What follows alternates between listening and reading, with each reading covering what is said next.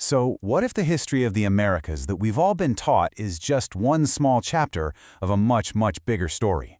A hidden story? What if the civilizations that once lived here had knowledge that, honestly, still baffles our modern understanding? We're about to dig into a history that's been buried, ignored, and for the most part, completely forgotten. For centuries, the story of ancient America was pretty simple. A wild, untamed land, only really civilized after Europeans arrived. But that's just the top layer, you know? The real question is, are you ready to see the Americas with new eyes? Not the version from your old history books, but the one nobody ever told you could be real. Okay, so here's the heart of the debate. On one side, you have the official story we all learned in school. Humans walked across the Bering Landbridge about 13,000 years ago. Simple. But on the other side, you've got this flood of new clues, footprints, ancient tools, entire cities that point to a story that is tens of thousands of years older. The timeline we thought was set in stone, yeah, it's starting to completely fall apart. Look, this is about way more than just fixing a date on a calendar. This is about uncovering what we were never told. We're on the hunt for the silent pieces of the puzzle, the traces that were overlooked, the mysteries that were just dismissed. The real story of ancient America goes so much deeper than the Maya or the Inca. Far, far deeper. These discoveries don't just mess with the timeline. They hint at entire civilizations that might have vanished without a trace, leaving behind only these silent, baffling ruins. It's like we're left with these whispers from the past, and they're all asking the same thing. How much do you guys really know? All right, let's get into the hard evidence. I'm talking about tangible, physical clues that are rewriting the very first chapter of this story. These are the artifacts that for a long time were just ignored. Now, they're the strongest proof we have that ancient America is way older than we ever thought. For example, take Monte Verde down in Chile. They found a settlement there that dates back over 18,000 years. And we're not talking about a simple campsite. They found the remains of houses, perfectly preserved food, even tools.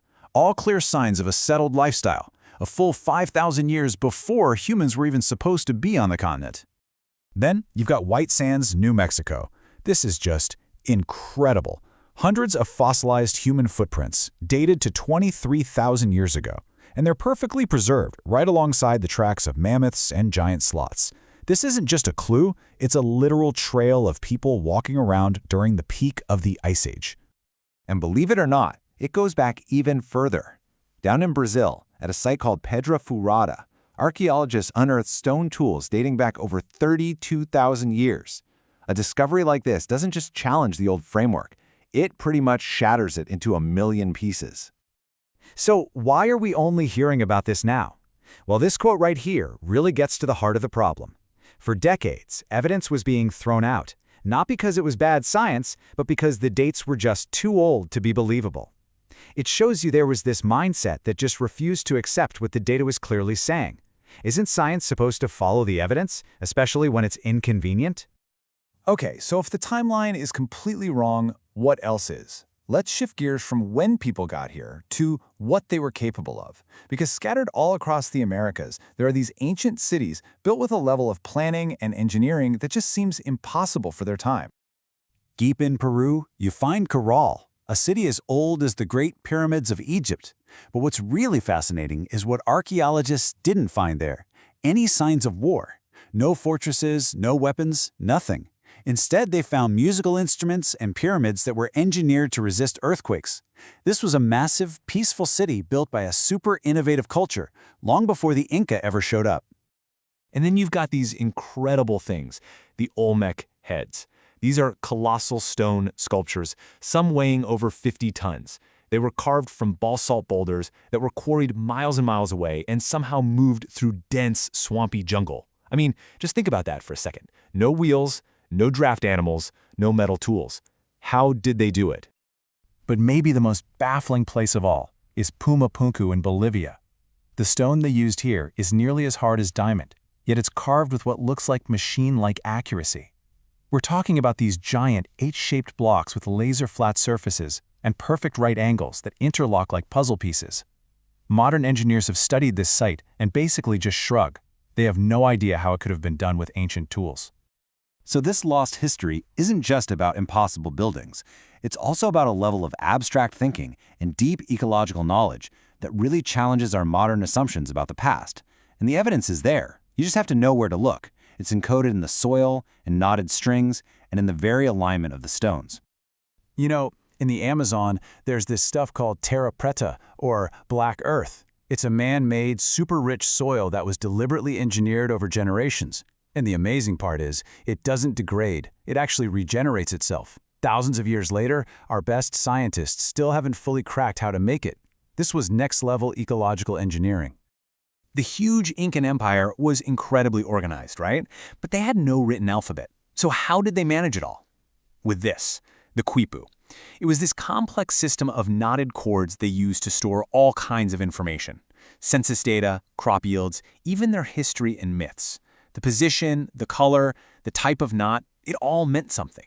It was a language powerful enough to run an empire, read not by sight, but by touch. And up at Chaco Canyon in New Mexico, we see a mastery of the cosmos. The buildings, the windows, the ceremonial roads, they're all aligned perfectly with the sun during solstices and equinoxes. Some pathways even align with the 18.6-year lunar cycle, something so subtle that most of us would never even notice it. This was a calendar, an observatory, built out of stone. So what all this really shows is that history isn't a finished story. It's not some dusty old book on a shelf. It's a living, breathing excavation. And every new discovery just forces us to redraw the map of the past, leaving us with some pretty profound and unanswered questions. Like, who were the people depicted on the Olmec heads? The faces don't really resemble any known indigenous groups from that region. Some have features that have been described as African, so were they portraits of local rulers? Or were they symbols of a people from somewhere else entirely, maybe even from across the ocean? And how in the world did an ancient culture with no power tools shape stone harder than steel with such insane precision? Some researchers have suggested they knew something we've completely forgotten, maybe some kind of sonic technology, or even a way to temporarily soften the stone itself. What kind of knowledge has been lost to time? What about the sunken ruins deep beneath Lake Titicaca? Sonar has mapped out stone walls, paved roads, and what looked like temples down there. Was this a huge city that was swallowed by rising waters? And if it was, who built it? The Inca legends say that the world itself was born from this lake. Maybe there's a whole lost civilization waiting to tell its story from the bottom. And all of this brings us to one final, and maybe pretty unsettling thought. When you look at all these impossible structures, at all this lost knowledge, you really have to ask yourself, are we the first advanced civilization to walk this earth? Or are we just the most recent one? And maybe, just maybe, the first one to forget everything that came before?